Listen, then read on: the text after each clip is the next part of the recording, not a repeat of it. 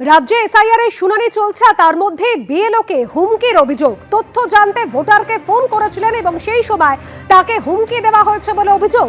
ইতিমধ্যে আনন্দপুর থানায় অভিযোগ দায়ের করেছেন ওই বিএলও। বছর ঘুরলে বিধানসভা নির্বাচন, তার আগে 2025-এর প্রায় শেষ লগ্নে লড়াইয়ের সুর বেঁধে দিলেন অভিষেক বন্দ্যোপাধ্যায়।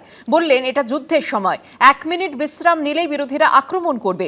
গত শনিবার রানাঘাটের সভায় অডিও বার্তায় প্রধানমন্ত্রী বলেছিলেন বাঁচতে চাই বিজেপি তাই। এদিন তার পাল্টা অভিষেক বন্দ্যোপাধ্যায় বলেন আমাদের বলতে হবে বাঁচতে চাই তাই বিজেপি বাই। এটা যুদ্ধের সময়, 1 মিনিট বিশ্রাম নিলেই বিরোধীরা আক্রমণ করবে, তখন আটকাতে পারবো না। বছর ঘুরলেই বিধানসভা নির্বাচন, তার আগে 2025-এর প্রায় শেষ লগ্নে লড়াইয়ের সুর বেঁধে দিলেন অভিষেক বন্দ্যোপাধ্যায়। সোমবার নেতাজি ইন্ডোরে তৃণমূলের বিএলএদের সঙ্গে বৈঠকে মমতা বন্দ্যোপাধ্যায় বুঝিয়ে দিয়েছিলেন এখন সময় নষ্ট করা যাবে না। এবার পিকনিক হবে না, পিকনিক একবারে 2026-এ জেতার পরে হবে।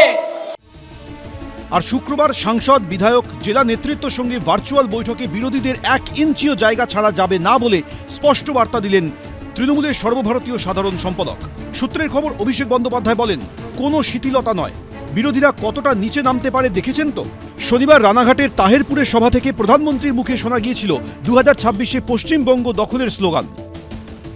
पश्चिम बंगाल कह रहा है, पश्चिम बंगाल बच्चा बच्चा कह रहा है, पश्चिम बंगाल का हर गांव, हर शहर, हर गली, हर मोहल्ला कह रहा है बाजते छाई बीजेपी ताई। সূত্রে খবর, এর পাল্টা এদিন অভিষেক বন্দ্যোপাধ্যায় বলেন প্রধানমন্ত্রী বলে গেছেন সভায় বাঁচতে চাই বিজেপি তাই। এই 4 শব্দের মধ্যে অনেক ষড়যন্ত্র লুকিয়ে আছে। বাঁচাতে চাই মানে মারতে চাই, তাই আমাদের বলতে হবে বাঁচতে চাই তাই বিজেপি বাই। আমাদের প্রস্তুতি নিতে হবে, 2029-এর ভিত হচ্ছে 2026। মানবে না হার, মা মাটি মানুষের সরকার আবার, এটা সবাইকে বলতে হবে। স্লোগান চোর, এর আগে বললো না যে কি ওই আমার জাস্টিস ফর প্রদীপ কর, ওটাও স্লোগান চুরি ছিল, এটাও স্লোগান চুরি। কে কাকে বাই করবে, কে কাকে হাই করবে 26-এ সেটা জনগণের কাছে পরিষ্কার হয়ে যাবে। সূত্রে খবর, এদিন ভার্চুয়াল বৈঠকে অভিষেক বন্দ্যোপাধ্যায় আরও বলেন আমরা দিল্লির বিজেপি নেতাদের কাছে হিসাব দিতে রাজি নই, আমরা বাংলার 10 কোটি মানুষের কাছে হিসাব দিতে রাজি। 2021 সালে রাজনৈতিকভাবে কুপোকাত হয়ে যাওয়ার পরে রাস্তা, বাড়ি, 100 দিনের কাজের টাকা বন্ধ, আদালত বলার পরেও তা দেওয়া হচ্ছে না, এটাই সবাইকে বলতে হবে। সূত্রে খবর, অভিষেক বন্দ্যোপাধ্যায় এদিন আরও বলেন কেন্দ্রের কাছে আমাদের 2 লক্ষ কোটি টাকা পাওনা, রাজ্যের হাতে সেই টাকা থাকলে বাড়তি আমরা কি করতে পারতাম। এই বোঝা থাকার পরেও লক্ষ্মীর ভাণ্ডার, রাস্তা, আবাসের বাড়ি দিয়েছি। অগ্রগতির গতি, বিজয় রথ অব্যাহত আছে। বিজেপি এই গতিকে বাধাপ্রাপ্ত করতে পারেনি। বাংলায় এসে বিজেপি নেতারা রিপোর্ট কার্ড চায়, আর 11 বছর ধরে বিজেপি বাংলার জন্য কি করেছে তার রিপোর্ট কার্ড চাই। মানুষকে যেন পাশে পাই, সেটা নতজানু হয়ে বলতে হবে। পরে সোশ্যাল মিডিয়া পোস্টে অভিষেক বন্দ্যোপাধ্যায় বলেন আমরা নত স্বীকার করলে গণতন্ত্রের গণদেবতার কাছে করব, কখনো কোনো বহিরাগত বাংলা বিরোধীদের কাছে মাথা নত করব না, এই আমাদের দৃঢ় প্রত্যয়। টাকার চাইতে গেলে নিশ্চয়ই চাইতে পারেন, কিন্তু চাইতে গেলে তো হিসেব দিয়ে চাইতে হবে।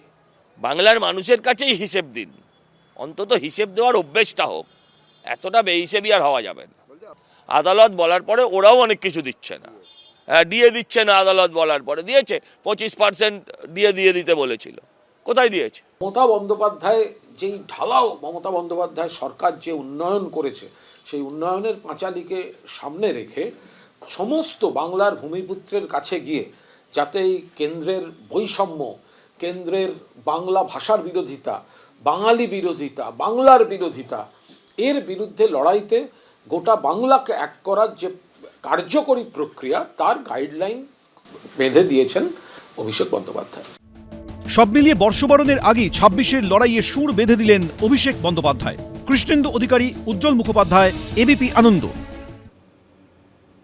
প্যাটিস কাণ্ডে দলের অস্বস্তি বাড়ালেন বিজেপি সাংসদ অভিজিৎ গঙ্গোপাধ্যায়। মারধরের সঙ্গে যারা জড়িত তারা দুষ্কৃতকারী, তাদের বিনাশ চাই, মন্তব্য অভিজিৎ গঙ্গোপাধ্যায়। তমলুকের বিজেপি সাংসদের এই মন্তব্য ঘিরে নতুন করে বিতর্ক দানা বেঁধেছে। একজন দরিদ্র মানুষকে এইভাবে হেনস্থা করা, এখানে এই যারা করেছে এরাই দুষ্কৃতী, বিনাশ তাদেরই চাই। ব্রিগেডে প্যাটিস কাণ্ডের পর 3 সপ্তাহ পার, কিন্তু এই নিয়ে বিতর্ক এখনো পিছু ছাড়ছে না।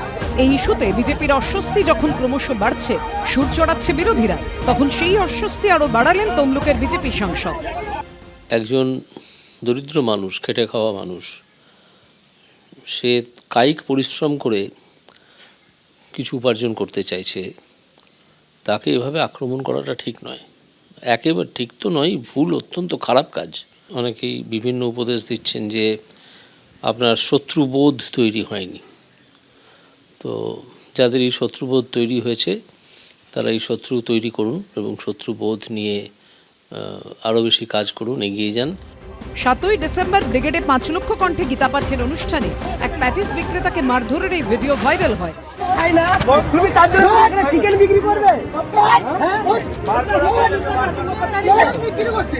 এই ঘটনায় 3 জনকে গ্রেফতার করে পুলিশ।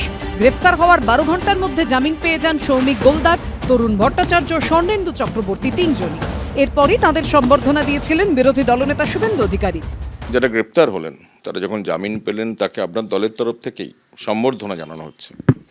হ্যাঁ, এটা আমি শুনেছি, কিন্তু সম্বর্ধনা যারা জানিয়েছেন তাদের সঙ্গে আমার তারপরে আর কথা হয়নি। যদি কথা হয় আমি তাদের সঙ্গে সে বিষয়ে কথা বলবো। ব্রিগেডে প্যাটিস কাণ্ডে শুভেন্দু অধিকারীর উল্টো মত শোনা গেল তমলুকের বিজেপি সাংসদের গলায়। মমতা ব্যানার্জির একটা চোখ বন্ধ বলে ওদের গ্রেপ্তার করেছে। মমতা ব্যানার্জির পুলিশ উচিত ওই আপনার ননভেজ বিক্রি করতে গেছিল ওখানে এবং মিথ্যে কথা বলে ঢুকেছে, পরিচয় আড়াল করে ঢুকেছে, তাকেও ধরা, তার বিরুদ্ধে তো এফআইআর হয়েছে। ধর্মের লজিক তো চলে না। ধর্ম কী হয়েছে? সে বিক্রি করতেছে, তুমি খাবে না, তুমি এখানে বিক্রি করবে না, চলে যাও, চলে যাবে। তাকে মারবার, ধ্বংস করে দেবার এই ক্ষমতা তাদেরকে কে দিল? আমি পরবর্তীকালে জানতে পেরেছি যে এরা যারা করেছে এরা কেউ বিজেপি সদস্য নয়, এরা সব হিন্দু সেজে এসেছিল। এরা যে আসলে কে সেটা তদন্ত করে বার করা দরকার। বিজেপির এই দ্বন্দ্ব প্রকাশ্যে চলে আসায় কটাক্ষ করতে ছাড়েনি তৃণমূল। অভিজিৎ গঙ্গোপাধ্যায় তিনি সম্ভবত একজন ধর্মনিরপেক্ষ মানুষ। তার এই বিজেপিতে যাওয়া, বিজেপির আইডিওলজিকে নিজের প্ল্যাটফর্ম হিসেবে ব্যবহার করা, এটা বোধহয় তিনি তার মানে নিজের সঙ্গে খুব সুবিচার করেননি। কোনো এক মুহূর্তে হয়তো তিনি কোনো কারণে ওই পথে চলে গিয়েছিলেন। এবার তিনি বুঝতে পারছেন এবং দেখতে পাচ্ছেন যে এই ধরনের ঘটনা যেগুলো বিজেপি ওয়ালারা ঘটাচ্ছে, হয়তো তিনি সেটার সঙ্গে একমত হতে পারছেন না। প্যাটিস বিক্রি করছিল, তাকে সরিয়ে দিয়েছে বা যাই হোক ধাক্কা দিয়েছে, সেটাও না করে পুলিশ কি হাতে তুলে দেওয়া বা তাকে চলে যেতে বলাই ভালো ছিল। কিন্তু অন্য এক সম্প্রদায়ের যদি কোনো সমাবেশে বা জমায়েতে বা প্রার্থনা সভাতে যদি তাদের যে নিষিদ্ধ খাদ্য বা তাদের ধর্মের যে নিয়মের মধ্যে যা খাওয়া যায় না, আমি সেগুলো বলতে চাই না, উচ্চারণ করতে চাই না, সেই যে দ্রব্য যদি বিক্রি হতো, কি হতো, কি ঘটনা ঘটতো, তা ভাবলে পরে শিউরে উঠতে হয়। সব মিলিয়ে প্যাটিস কাণ্ড নিয়ে এখনো সরগরম রাজনীতি। কৃষ্ণেন্দু অধিকারী ও উজ্জ্বল মুখোপাধ্যায় রিপোর্ট, এবিপি আনন্দ। এবিপি আনন্দ, এগিয়ে থাকে, এগিয়ে রাখে।